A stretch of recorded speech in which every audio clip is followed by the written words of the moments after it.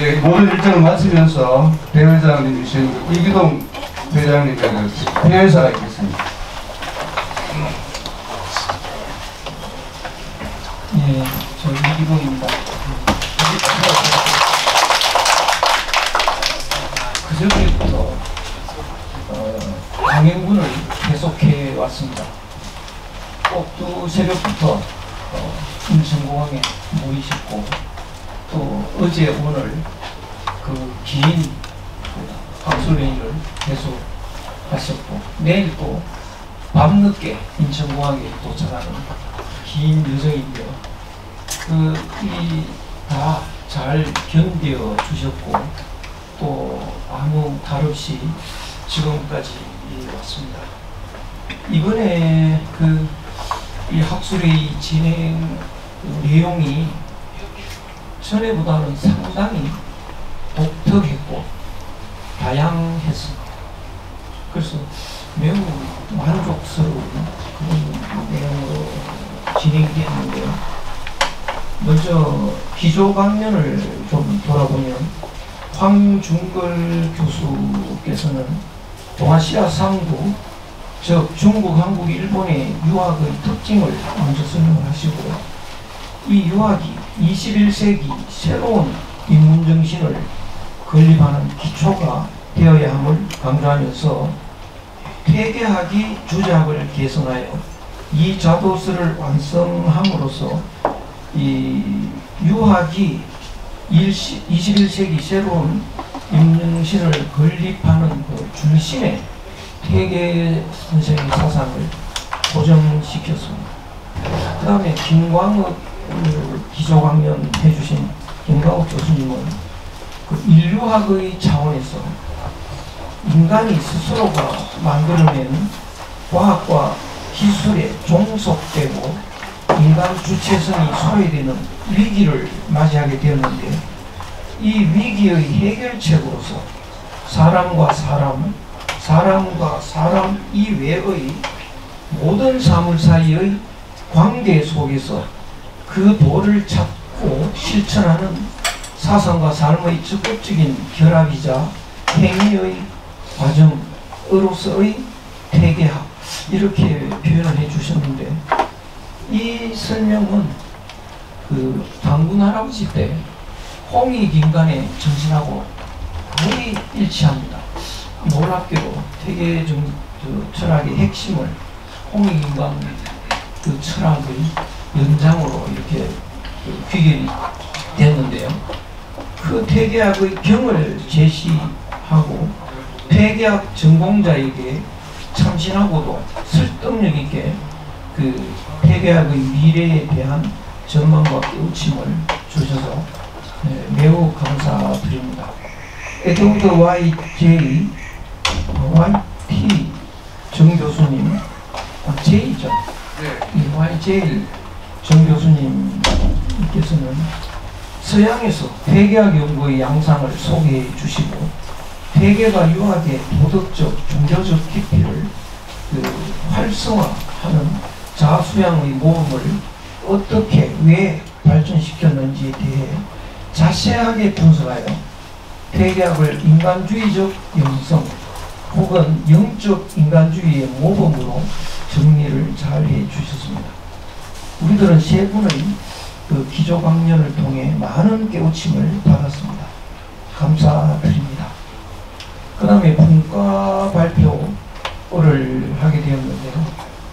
A조에서는 양유빈 교수가 퇴계생이 주작에서 아무도 해결하지 못한 리의 발봉서를 완벽하게 해석함으로써 주작을 완결한 것으로 설명해 주셨습니다.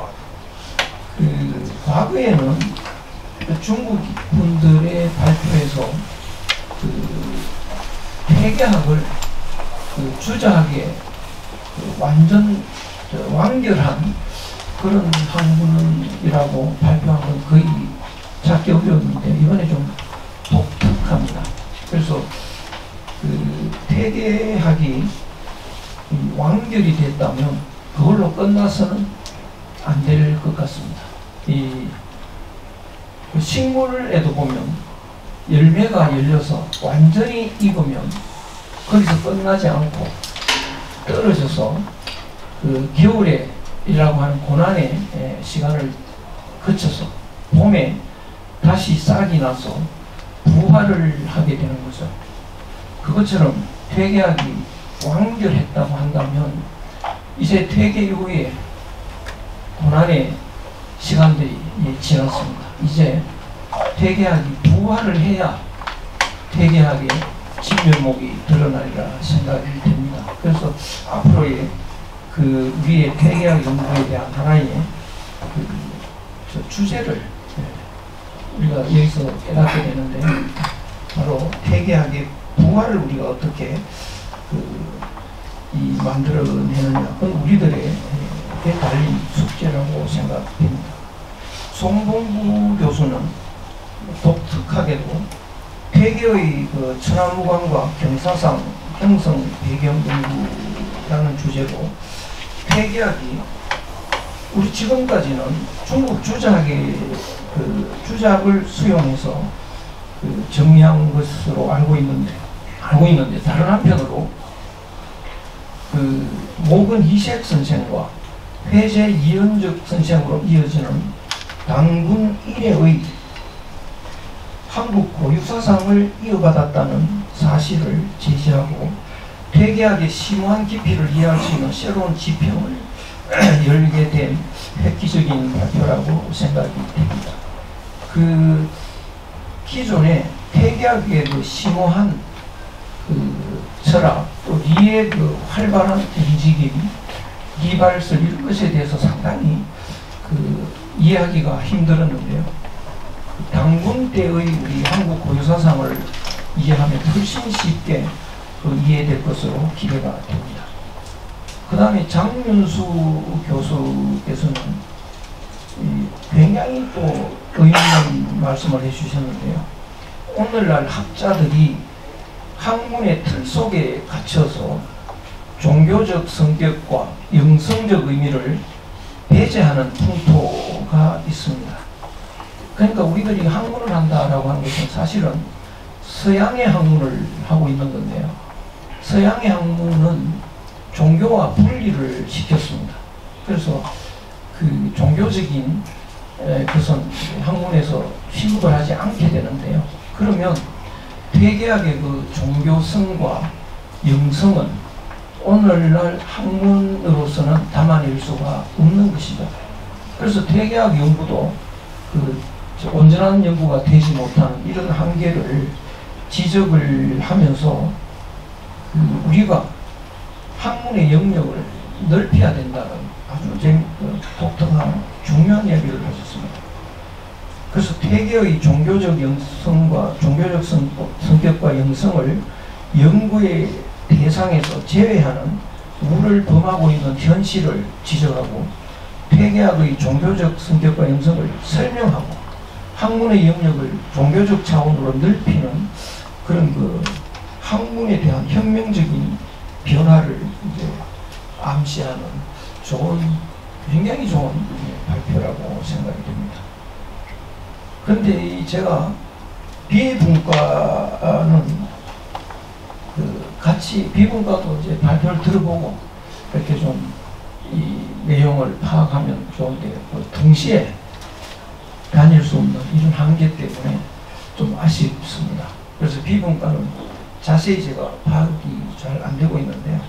마크 피터슨 교수께서는 유교가 한국에서 잘못된 가부장 제도의 원인으로 오해를 받으면서 부정적인 요인이 부각되었으나 유교의 효, 중성, 자비, 정의, 예절, 인의예지 등을 밝혀서 긍정적인 역할을 하도록 해야 한다고 하여 유학 연구의 방향을 앞으로 연구 방향을 잘 제시해 주셨습니다. 또 진봉은 교수는 퇴계 선생 대학론에 관한 분석을 통해 이와 심을 체와 용의 관계로 설명하고 경을 통해 경물 공부를 실현하고 이에 이르는 철학을 완성했음을 설명해 주셨고요. 장본장 선생은 기자조선으로부터 조선 유학자들의 숭고로운 변화에 대한 발표를 통해 그 퇴계, 율곡, 성호로 이어지면서 퇴계의 기자, 조선, 또 율곡의 포키시 영향, 성호의 당군으로 이어져 중국과 문화적으로 대등하다는 것을 확인하는 방향으로 발전했음을 설명했습니다. 근데 여기서 아쉬운 점은 그 모근 선생에게 당군의 요소가 잔뜩 들어있고 그 모근의 그 제자인 양촌에게 그것이 이어졌다가 그 다음에 대개로 율곡, 성호로 이렇게 이어지는 과정을 쭉 전체적으로 정리했더라면 굉장히 재밌는 연구가 되지 않았을까 이런 생각을 해보게 됩니다. 오늘 발표도 아주 진지하게 진행이 되는데요. A조 오학영 교수께서는 퇴계성의 역사학에 관한 그 발표를 해주시면서 자치통감 강목, 지평요람 등의 역사서를 연구하고 경사 채용의 원리를 설명해 주셨는데 지금까지의 그 연구와 달리 그 역사학에 주목하는 그런 연구 영역을 넓혀 주셨고요. 정홍원 교수께서는 16세기 후반 조선 종법의 변화와 퇴계 이황이라는 주제로 발표하셔서 국법에 정한 3대 봉제사를 넘어 주자 가해에 따라 4대 봉제사를 해도 가하다는 퇴계의 말씀은 4대 봉제사로 바뀐 계기가 되었다라는 이런 설명을 해주셨고, 오구라 기조 교수는 오늘 직접 참여를 못했는데 영상으로 발표를 해주셨습니다. 통저철학이라고 하는 그 독특한 그 개념을 본인이 만들어가지고 중국, 한국, 일본 이렇게 세 나라의 그 철학을 통저철학이라는 이름으로 정리를 해 주셨는데, 그 통저철학이 뭔가 봤더니 통은 통할 통자고요. 저는 낮을 전자. 그래서 피라미드 같은 거 보면 제일 낮은 곳에 있는 것이 그 위에 있는 모든 것을 통틀어 포괄하고 있다. 그렇게 이해하실 수가 있겠던데요. 그래서 그 중국에는 통저 철학이 완성되지 못했다. 주자가 나와서 주자 철학을 그 완성했다 하더라도 통저 철학이 되지 못했다. 그것은 주자가 기득권자의 그 철학에서 벗어나지 못했기 때문이다. 그런데 이제 한국은 통저 철학이 가장 완성한 나라다. 이렇게 설명을 하는데 이 통저 철학이라는 걸 제 나름대로 이해를 해보니까 한국이 가장 그 하늘에 대한 의식이 강합니다. 그래서 하늘과 내가 하나가 될 때 모든 걸 포괄할 수 있는 그런 통저 철학이 완성이 되는 것이죠. 그래서 한국이 특히 퇴계학에 와서 이제 통저 철학이 완결이 되었는데, 퇴계학의 통저 철학과 유사한 철학이 또 원효 대사의 철학이다 이런 설명을 하고, 그 일본에는 통저 철학이 없었다. 그런데 이제 그 한국 그 퇴계 선생을 수입해서 퇴계 선생의 철학으로 일본의 통저 철학을 완성했다. 그 통저 철학이 완성이 되니까 그 위에 일본의 신도라든가 이런 것을 세워서 완결할 수 있었다. 이런 내용을 아주 독특하게 설명을 해 주셨습니다. 김수경 교수께서는 굉장히 독특한 점, 청나라 왕조의 통치 전략과 사스의 만주 번역, 이거는 굉장히 저도 관심이 있었지만 전혀 들어보지 못했던 그런 내용인데, 글자가 아주 독특한 글자고, 그 이제 청나라의 그런 정책, 이런 사서 이런 거에 대한 설명을 해 주셨습니다. 저는 듣기로 그 청나라의 그 번역된 맹자가 한국의 맹자와 굉장히 유사하다 이런 말을 어디 들은 적이 있는데, 그 구체적인 내용이 어떤 걸까 그런 것이 좀 궁금했는데 오늘 들을 수 있는 기회가 됐습니다. B조는 제가 한번 잠깐 가봐서 좀 들어보려고 했는데 그게 왔다 갔다 잘 되지는 않았습니다. 박민석 교수께서 안사이와 폐계의 신개념을 이기론과 관련해서 이렇게 정리를 하셨는데, 안사이는 그 마음을 신명의 집으로, 폐계는 마음을 이해 능동적 규범적 원리 실천의 실현 장소, 이렇게 정리를 해주셨고, 강지원 교수는 폐계는 조선시대에 주자가 못한 말을 분명히 하여 주자에 도움이 되었다고 일컬어졌고, 일본에서는 폐계의 주자에 대한 분석과 보충이 동양 철학사나 주자학에서 중요한 위치를 정한다라고 서술하였습니다. 토론장에서 폐계 이발의 유래에 대한 논란이 뜨겁게 전개되고 있는 것을 봤는데요.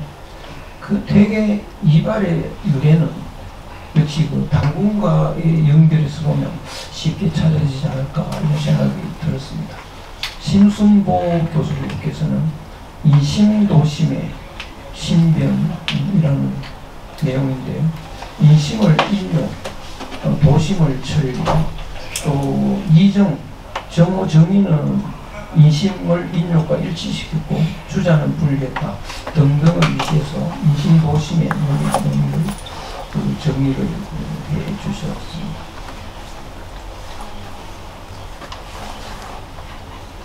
그 다음에 이현선 교수께서는 폐계와 명대 융합 비판이라는 제목에서 폐계는 주관과 객관의 구분을 초월한 본체적 마음, 이게 무라일체라는 뜻인데요.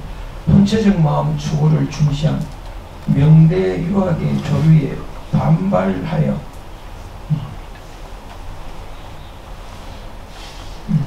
리에 입각한 도덕 주체의 확립과 실천을 강조하는 것으로 설명을 해주셨습니다.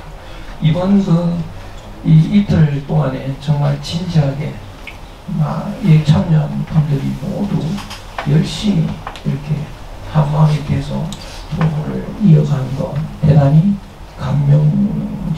감동적이었습니다. 그리고 이번 기회에 많은 분들이 엄청나게 준비를 위해서 고생을 하셨는데, 우리 제일 많이 고생하신 분들은 이재갑 국장, 김은영 과장님,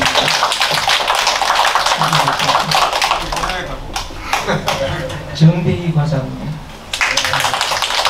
이지원 과장님, 다같이 박수를. 그 다음에 통역을 맡아주신 강지영 교수님을 비롯하여 안성수님 안 계시나요? 조희정님,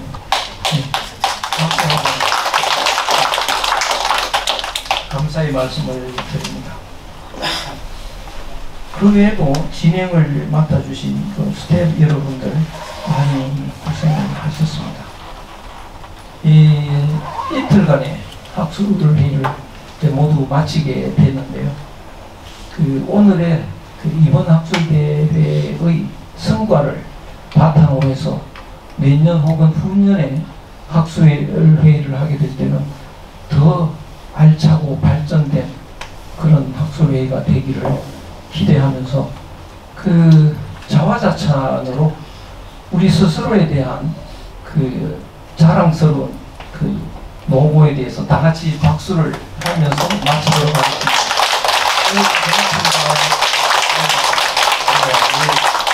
부회장님께서 과도로 말하면 완전히 한 판을 그냥 다 복귀를 했습니다. 강지영 교수한테 이걸 통역하라 그러면 쎄쎄로 그냥 끝나겠죠. 네.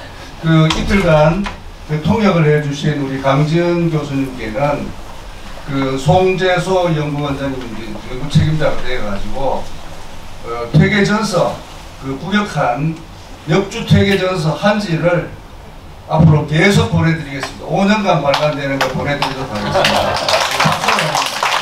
감사합니다.